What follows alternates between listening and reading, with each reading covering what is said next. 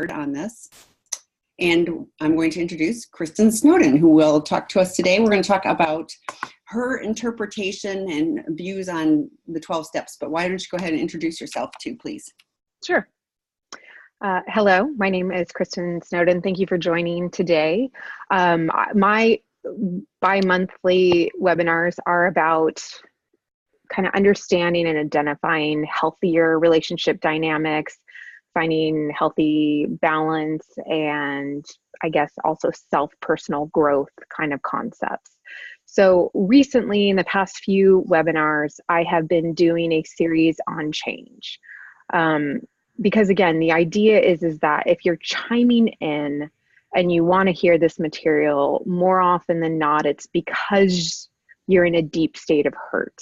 Maybe you uncovered a partner's unknown addiction or some other betrayal like infidelity, or the relationship in general is just not working, or you're out of the relationship and it's been very painful and difficult for you to kind of wrap your head around what's been going on. How did I get stuck in this pattern? How do I make sense of this? And how do I not have this happen again, right? A lot of us, when we're in that state of change, we don't want to be this way anymore. And we certainly want to get out of the pattern that might have led us there to begin with. So I've been kind of talking about these series of change. How do we embrace change, identify change, explore change, accept change, and maintain healthy levels of change? So my first section, I think it's up on my YouTube channel, is how to make lasting change. And that was just understanding how our physical selves, our physiological bodies receive stress. So any kind of change stimulus, and how our bodies really, really struggle with any kind of altering our grooved in paths, our neurological paths of what we're used to, and how we really, really struggle with that. Even if the way that we're doing things isn't working for us, we still struggle with altering it. The second webinar that I did was, I think it's titled on my YouTube channel, The Most Important Thing You Can Do to Change, which is where I kind of discuss the differences between making behavioral changes, so kind of what I call these formula specific grocery lists of these are the things I gotta do, versus a deeper level of change, which is the internal, intrinsic soul spiritual changes that happen. And that's kind of where we talk about fear and shame and embracing our flaws and struggles.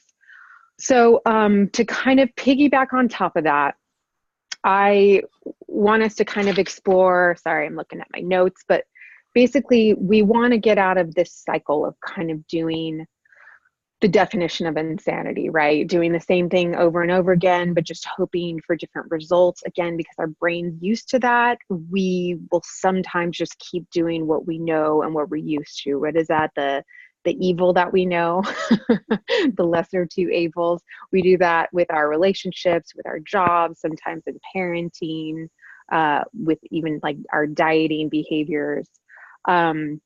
We want to create soul and internal change by accepting and embracing our own imperfections.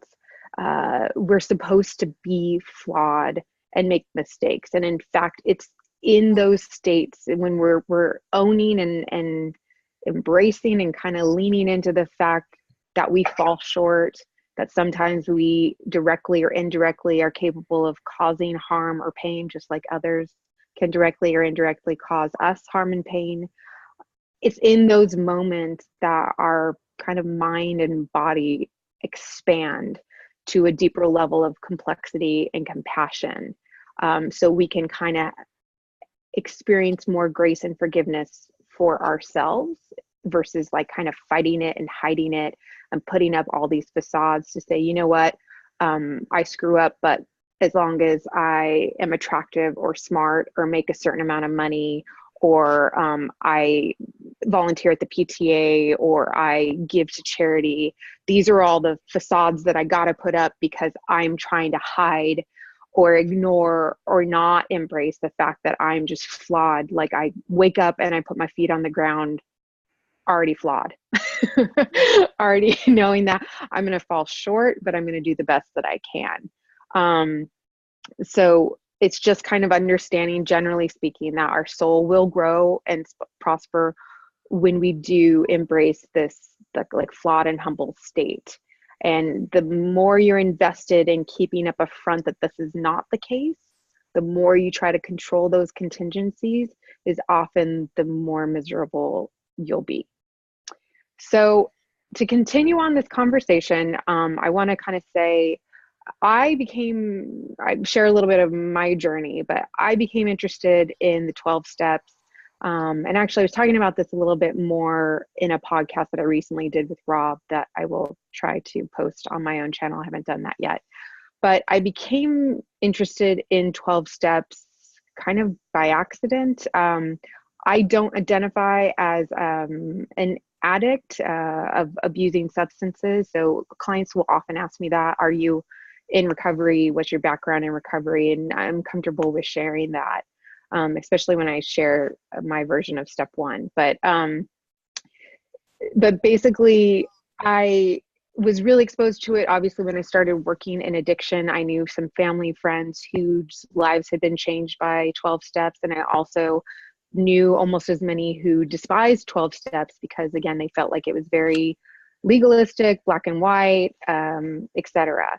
So when I was exposed to 12 steps when working in addiction, again, in the mental health world, I was in a phase of my life where I was very turned off by any kind of established, again, like legalistic, highly structured type beliefs being pushed on me.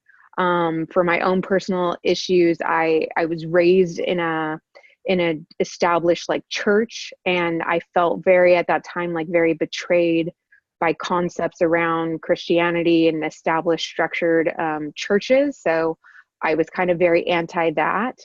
And then it also made me quite cynical about this concept of 12 steps. Like, okay, so there's just going to be this magical thing that happens when I read these 12 steps, and suddenly I'm going to be a changed, better person, or better yet, like clients are going to suddenly start doing these things and they're going to magically be changed. Like, please tell me these magic formulas, because the only experience I had about that thus far is when I was exposed to these kind of structured beliefs and isms.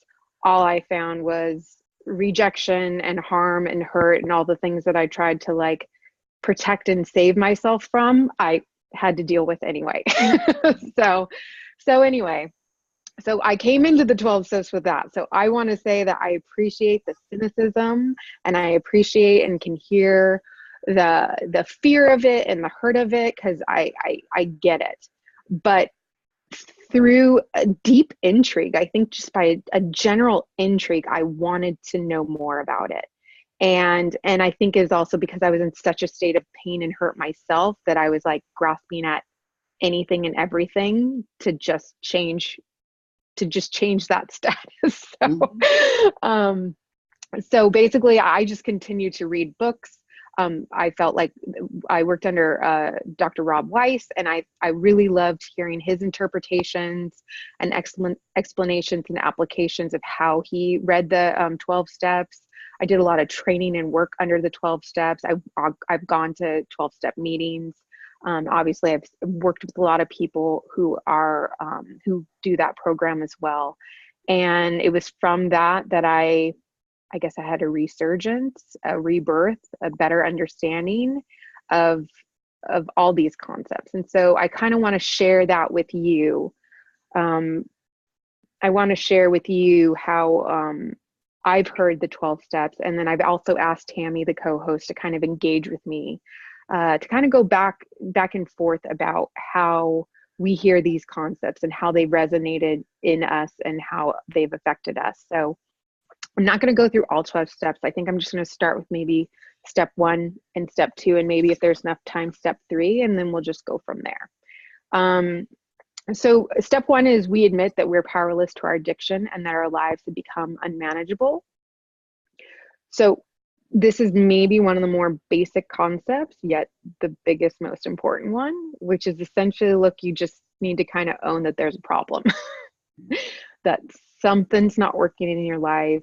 Again, a lot of the people who are listening, their marriages might be falling apart, their entire reality construct. So maybe if you defined yourself as a spouse, as a parent, as a high functioning person of society, and because of all, or maybe a certain religion, or doing well in your job, and because of this crisis that has hit your life, none of those things make sense anymore.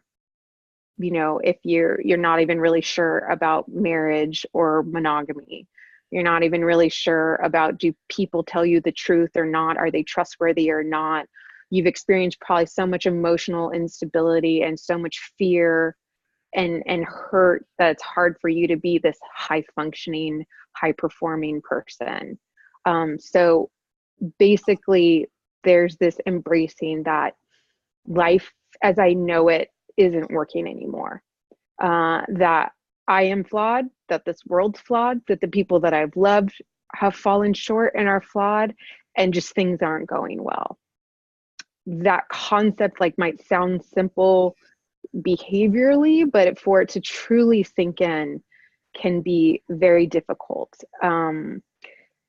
I've said a few times, but I'll say it again, that if I ever had a chance to talk to a higher power, or my version of God or a higher power, I'd want to know why humans are created with this like really deeply confusing counterintuitive design, which is that we only seem to learn and grow the most when we're in this deep, deep level of discomfort and struggle. I mean, I'll say it even down to the atom level or the cellular level. Physiologically, our body tends to grow under stress and struggle, and emotionally our bodies grow under stress and struggle. So, and then the other counterintuitive concept is, why does embracing that we are powerless to something, powerless to whatever this is actually the ultimate strength.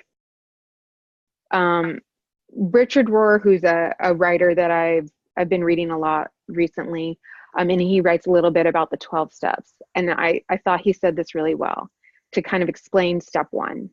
Until you bottom out and come to the limits of your own fuel supply, there is no reason for you to switch to a higher octane fuel. You will not learn to actively draw upon a larger source until that original source has been depleted. And in fact, you won't even need or even know that there is a larger source until those initial sources and resources fail you. So it's this idea that once you own that there's a problem, suddenly, physiologically, emotionally, environmentally, everything starts changing to help you go from, a lower octane fuel supply to a higher octane fuel supply, from that certain level of resources to a deeper, more complex level of resources and supply that you needed. And that's kind of where the magic happens. It's usually not pretty. It's pretty freaking brutal.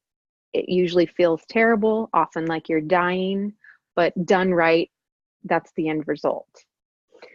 Our ego and pride often get in the way of step one because our instincts, like I've said in the previous two webinars, are to avoid change at all costs, even if the current situation isn't working, because change feels like death sometimes. It's scary. Our brain's not used to it. It wants to do the same exact thing over and over again because it takes minimal blood supply, minimal oxygen, and we can just go. Instead, we continue to do what doesn't work, and we just think and hope somehow it'll just change naturally. But it's actually in these moments of unmanageability where we should find that we need a new manager. And that brings us to step two. And so we'll just get to probably these two steps because I want to hear Tammy's input on this. But step two is we came to believe that a power greater than ourselves can restore us to sanity. So I'm a control freak, and I love to make myself believe that everything I need is within my own little locus of control. So this concept, I mean, even though I was raised in an environment where I was kind of born into thinking there's this higher power, there's this something greater than us, I didn't naturally have the idea that like he could actually restore, or this higher power could restore my sanity, right? It's kind of like I thought this higher power was kind of up there making the sunrise and other people's lives better, but I was like, I'm good, I got it, I'm amazing, I can do this, thanks. So it took me a lot of years to put down my defenses and give up attempts to control, manage, and then thereby end my cycle of insanity. I joke that I feel like I had it kind of almost beaten out of me in a knockdown, drag out street fight. Just a lot of these life incidences, medical issues, and deaths, like unexpected deaths, are obviously marital issues as well, that were just things that were out of my, all my greatest thinking and all my greatest, like, all my tools that I have in my little toolbox and all the gold stars and trophies that I'd received, none of them could fix those problems. And so it wasn't until then that I realized that I needed something or someone greater and bigger than me to help me get out of this deep hole that I found myself in. And again, like Richard Rory kind of starts talking about, okay, so how do you embrace this concept of step 2? And he was saying that he feels like you need to open what he calls like your mind, body, and heart spaces.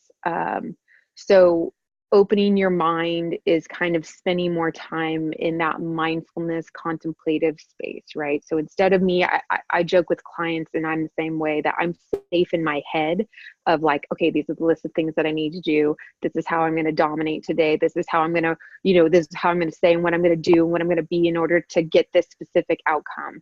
And, he challenges you to kind of sit in that stillness and that quiet space where nothing's defined and you're not in control, and kind of learn to move to that next space, right? Because that next space is not dualistic. It's not, I do this and then I get this prize, or this is how, this is what happens when you do this, it's either this or that, and move you into a more uncertain, uncomfortable state of, well, it could also be this, or it could also be that, right? So a lot of you dealing with betrayal, there's this mind messing up thing where it's like, okay, the person who hurt me most is the person that I love, right?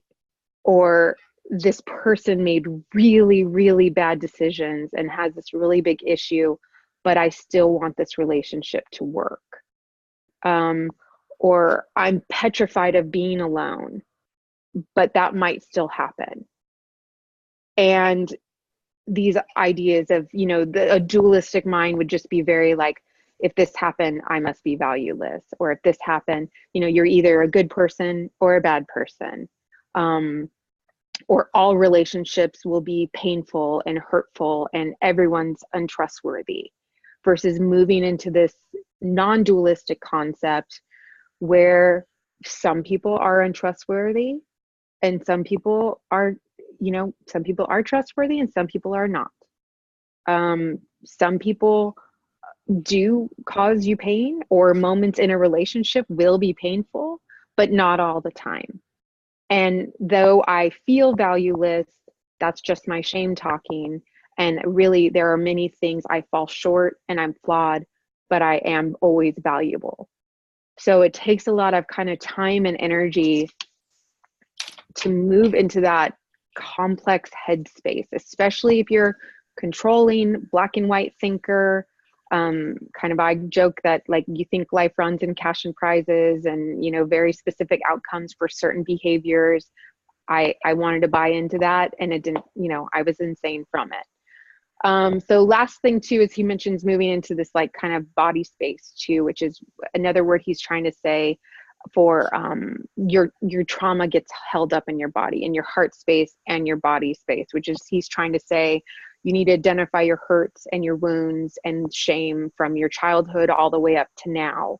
Because these wounds and hurt and pain, we behave often out of a lot of this hurt and this pain, and these kind of voices in our head telling us, you know, you're not enough, people are bad, you're bad, and then you start doing that tap dance to try to be enough. You start running on that treadmill to be good enough, smart enough, and make people like you. And then the body space is kind of an acknowledgement that when you are traumatized, when you've experienced disappointments, hurt, pain, abuse, neglect, abandonment, that's held tightly in your body. You know, your body remembers the negative. It's partially for survival skills, but then it's also can be quite counterproductive for the rest of the time in life, other than when you're running away from the bear, right? And so there's the book, what is it, how the body, what is it, the Bessel Camp? The Body Keeps Score. The Body Keeps Score.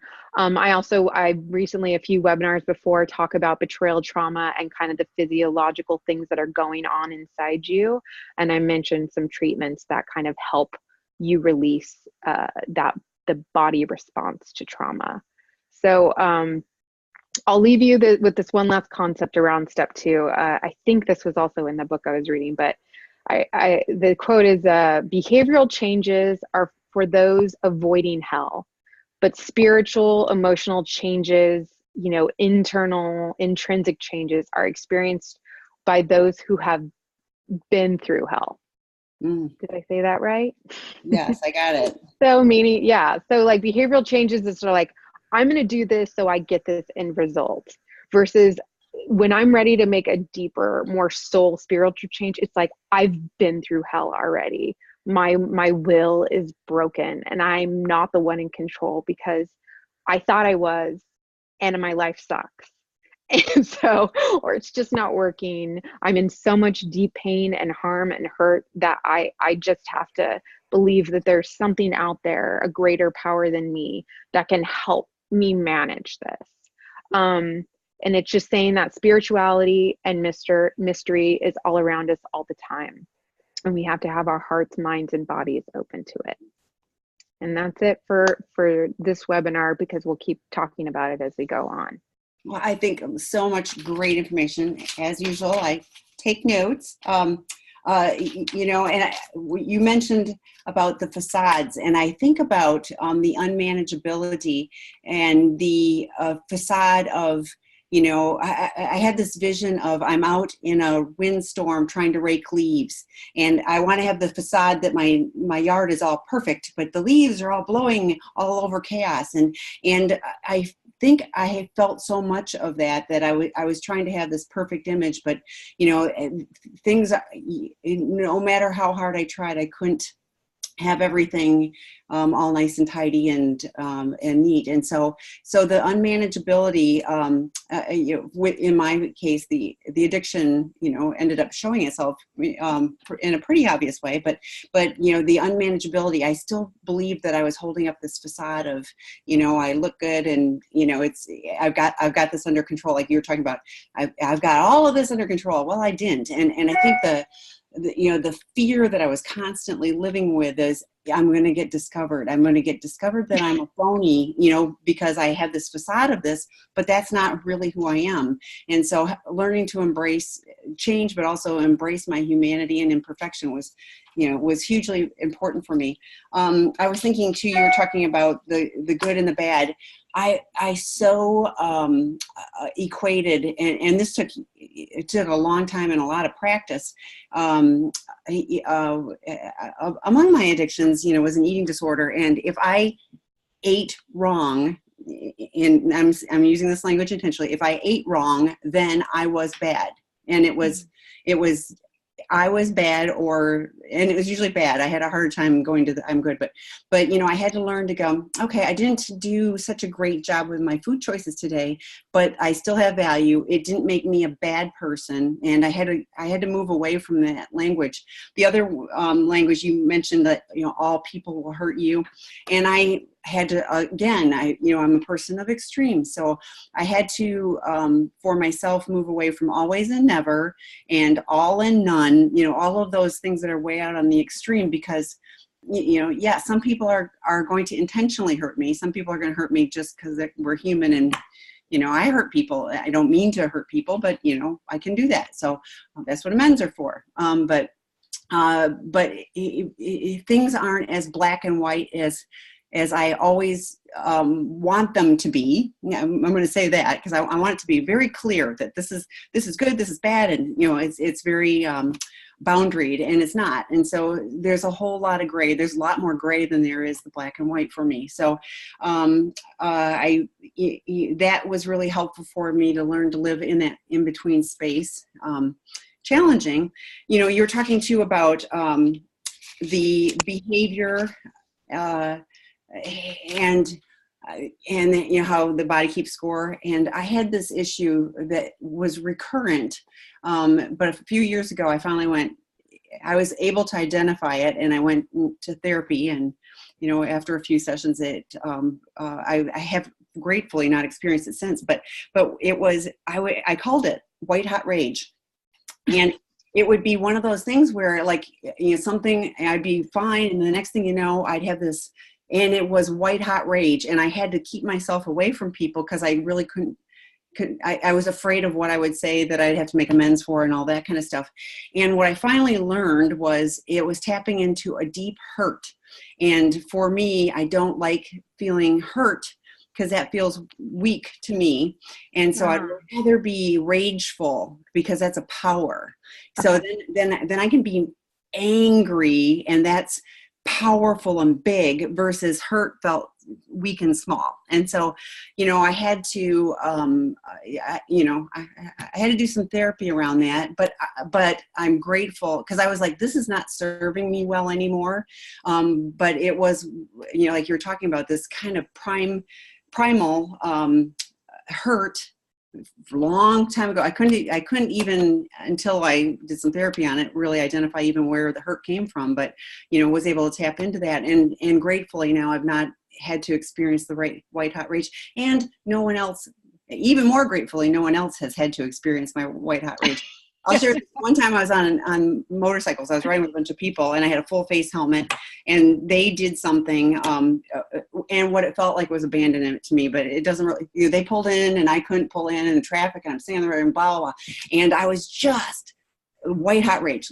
I finally get pulled into the gas station, and everybody else is there, and a couple people tried to walk over to me, and I left my full face helmet down, and I just shook my head, and they just kind of walked away. And I was like, that's not how I want to be. I would rather be, you know, the helmet off and in the, you know, going ha ha ha or whatever. And I couldn't get there, you know, so it wasn't serving me well. And but it was worth making the change that we're talking about. You know, it was worth me going and exploring where that hurt was to make the change, because now that's been probably 3 years ago since I went to work on that issue, and zero, you know, issues of that, where that would pop up just kind of, it felt random, but it wasn't. So lots of great state. Go ahead. Can you say, because you're keying in on one thing that's really interesting that I always hear from 12-steppers, which is this this learning and growing is on a continuum, right? Absolutely. There's no like, I'm healed, I'm great.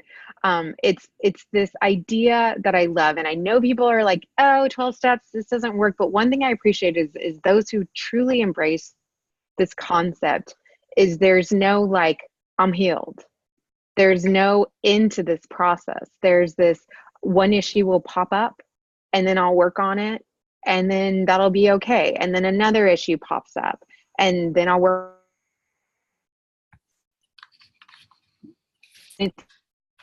So a little bit about what's what you do and where you go. Yeah, it Yeah. absolutely is, and I continue. And I'm gonna share this a little bit more too. So I've been in recovery. In November, I celebrated 38 years in recovery. I was Wow. a child when I got to, but anyway, I was relatively young.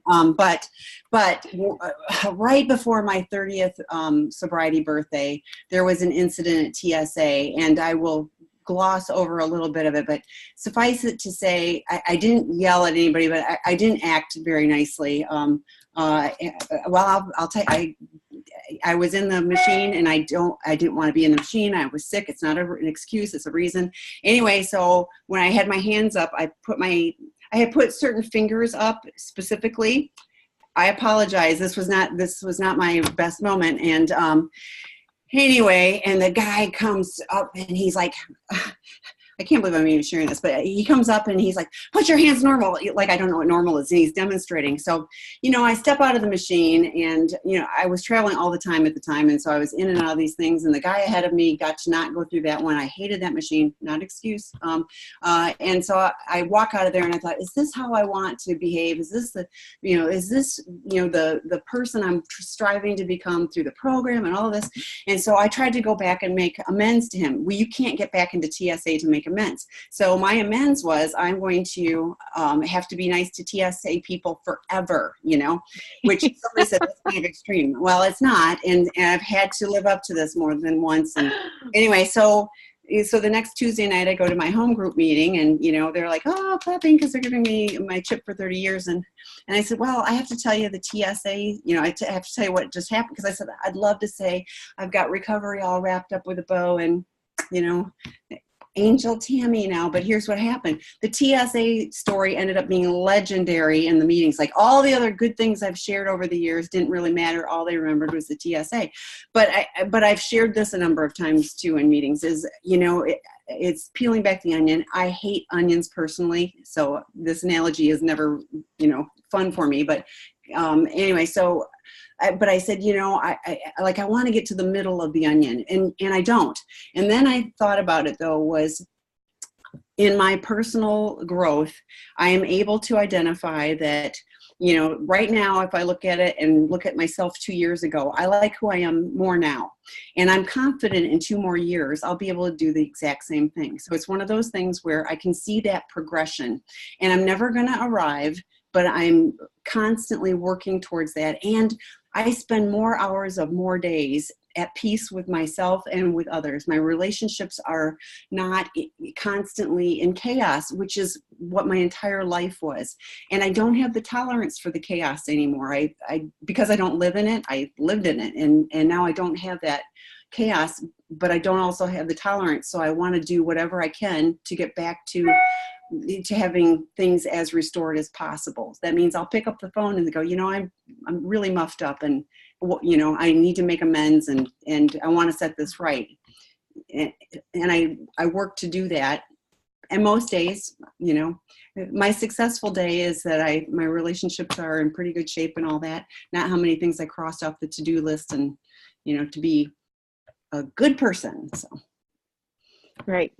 And I just, what I want to add to it, since there's not really any questions or anything right now, is like, I like looking at the context. Like, you were sharing content, a story, which was great, but contextually, I'm just thinking in my head, you don't see this everywhere. You don't see someone who's willing to share these very embarrassing, like extremely flawed, I lost my temper, I was like, the worst part of my character came out, like character defects all over the place.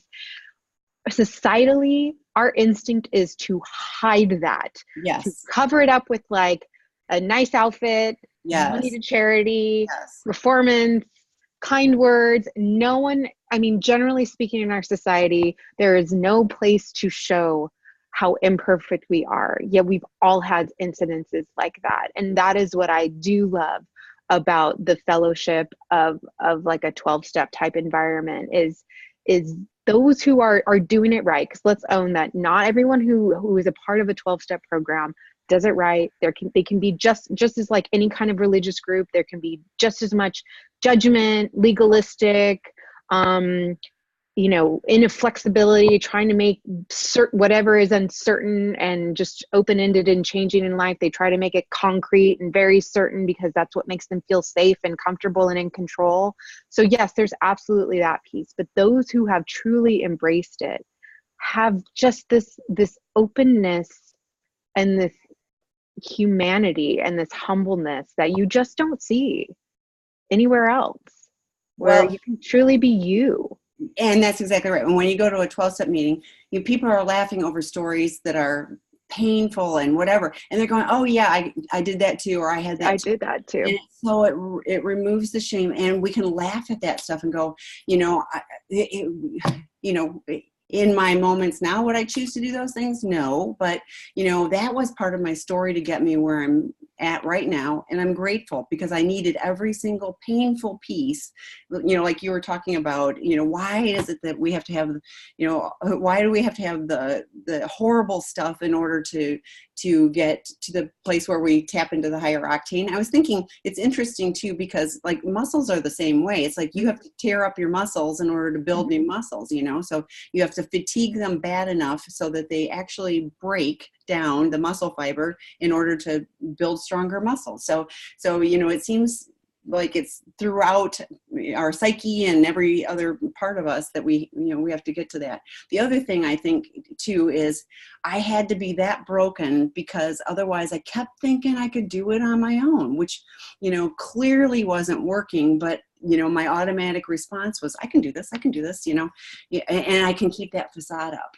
All I have to do is like have people think that, and I was still successful doing the job I was doing, and, nothing to write home about, but it was, I was still showing up for work. I was still doing my deal and all that kind of stuff, but my life was just chaos. So, yeah. Anybody have any questions? Anybody have any better stories? We had a question. What 12-step programs are available? Great question. For betrayed partners. And I'm going to caveat this with we were talking a little bit before about a meeting that was clearly an unhealthy meeting. So it's one of those things, anytime that you are looking at meetings, go multiple times to the same meeting, but also go to other meetings because they all have a personality. And so when I was looking for a home group for myself, which I still go to meetings, I still find them valuable. Some meetings are going to resonate more with you. You look for meetings that have healthy people that are working to improve their lives. So for betrayed partners, there is like S-Anon is one. I know some people just go to Al-Anon because there aren't as many S-Anon groups. There's a partner of addicted, I want to say, I can't remember what it's called. It's not as readily available. Actually, if you go to sexandrelationshiphealing.com, there is a list of resources and you can click right on those. And some of them have online meetings. And on this website, on the sexandrelationshiphealing.com, we have a betrayed partners group that meets alternating Wednesdays. So on the opposite time as this, and it's a drop-in group so that you can share your camera if you'd like. And I just have good news as of today. We're going to have a men's betrayed partner group that will be starting February 21st. So that will be another resource. But there are online groups, and I think there's some partner meetings on In the Rooms. Rob does his Friday night group on In the Rooms, and I think that there's some partner groups there as well. And what about through AppSets? AppSets is therapy. I mean, not necessarily 12-step groups, but I mean, I'm wondering, because you can incorporate this stuff, even though it's not titled 12 steps, there can be. And that's true. And AppSet trained therapists may, so APSATS.org has therapists that are trained to work with betrayed partners, and they can help you find some resources too, on their website or with a therapist specifically. Now, the next thing about that is if you haven't already looked at Prodependence moving beyond codependency.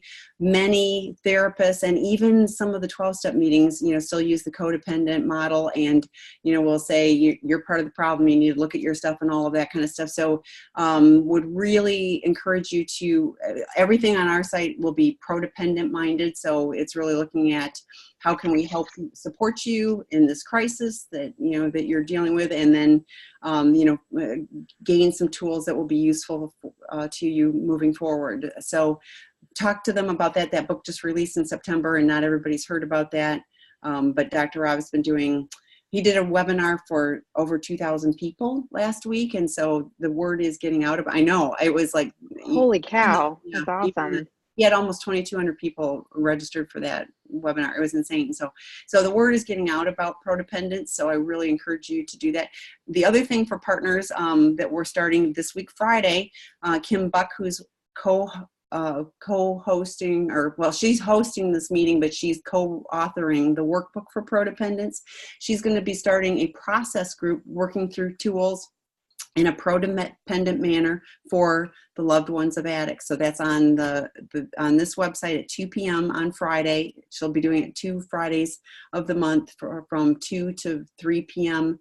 Pacific time. So that information is posted also on sexandrelationshiphealing.com. So hopefully that's helpful. So yeah, it's very helpful. It's awesome. Any other questions, comments? Just a side note too, I'll say that there's a lot of people who, just again, I don't want to make too many parallels to this, but similar to a lot of people writing lots of books on different religions and interpretations of religion. There are also a lot of people who add their own thoughts and feelings about what recovery looks like, their story with recovery, their interpretation of the 12 steps. There's this one again, like I said, the Richard Rohr book on 12 steps. I mentioned like Russell Brand in the last webinar, and he writes, it's a book called Recovery. Those are just two to say that there are many, many, many.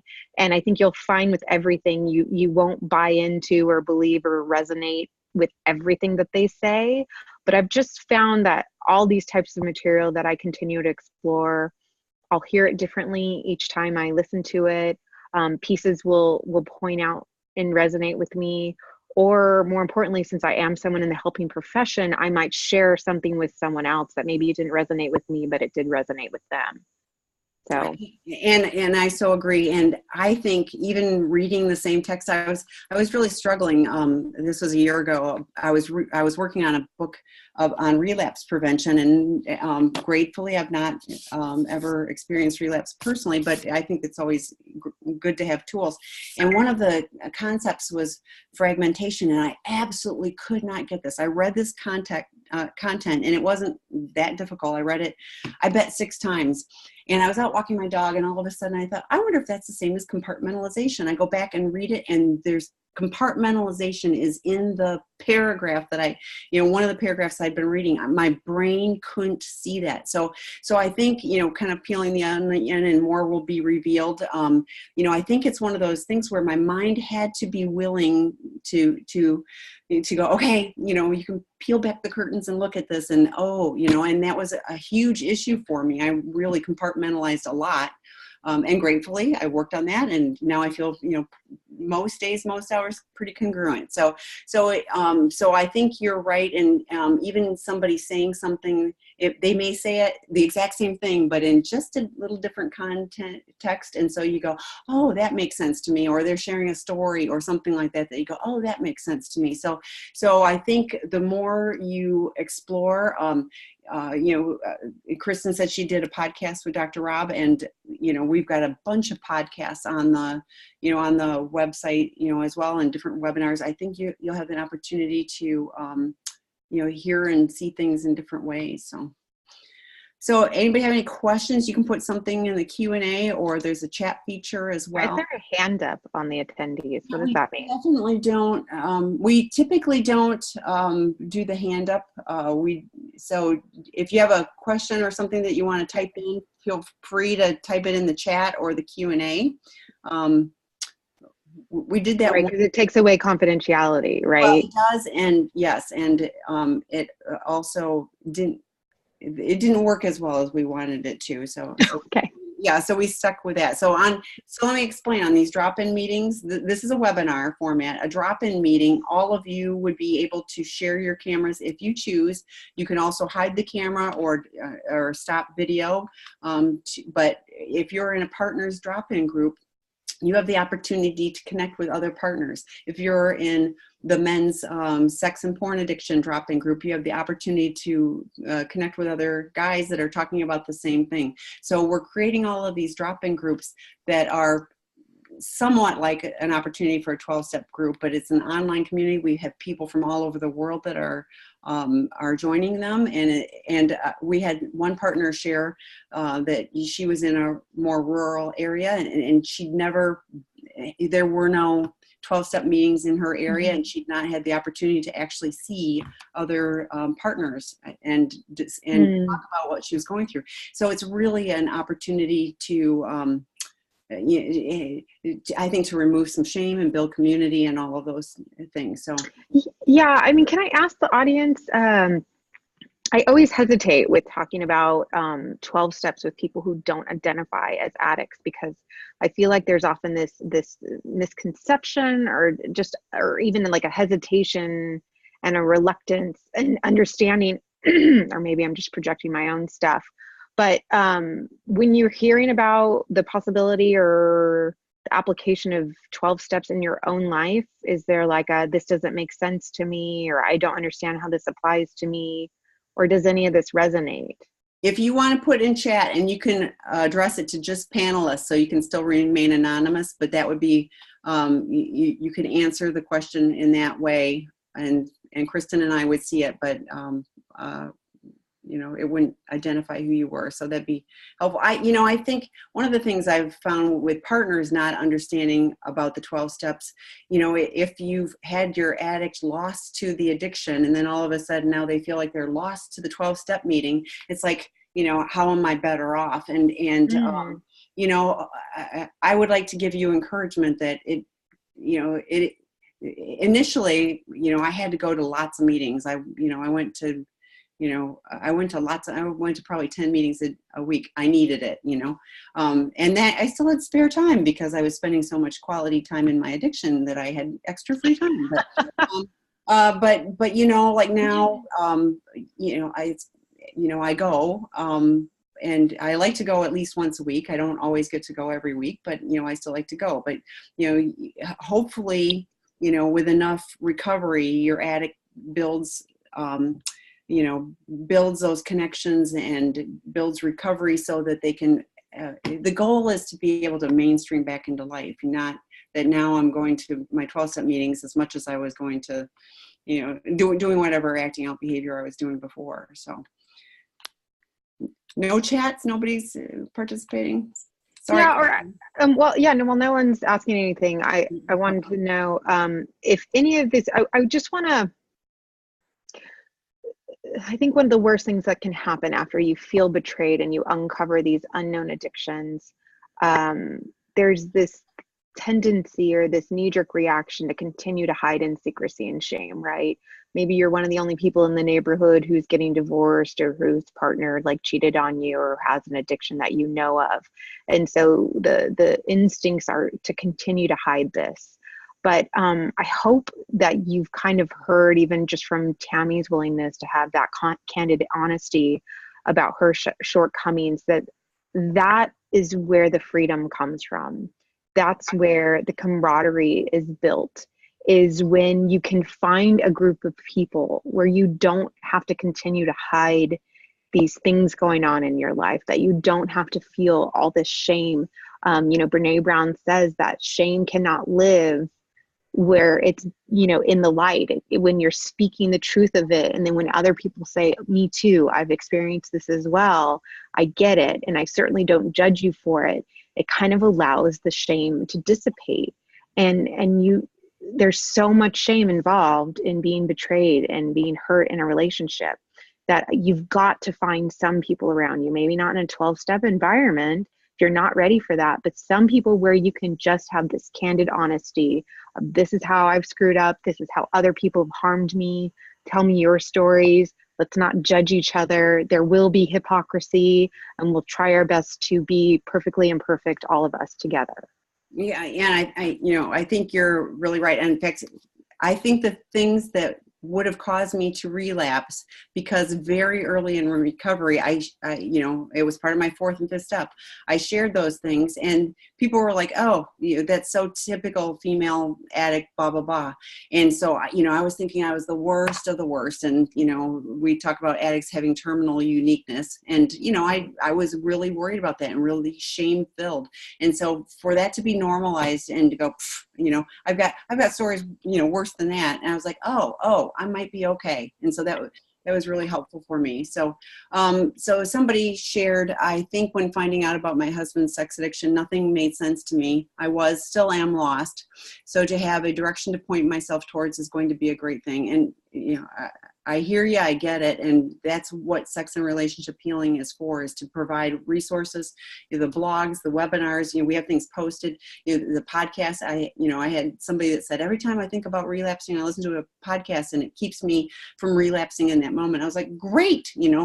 Whatever you need, if it just helps you settle and know that there's others, that have been through this, and are here alongside you to support you, great. Keep coming back to those. So, and somebody else said, I like hearing about the 12 steps as well as everything else. We appreciate you being here on that. So, yeah, because there's obviously the people who are here, who are listening to these webinars, they are seekers of information, right? So I already know that you guys are great at seeking out this information.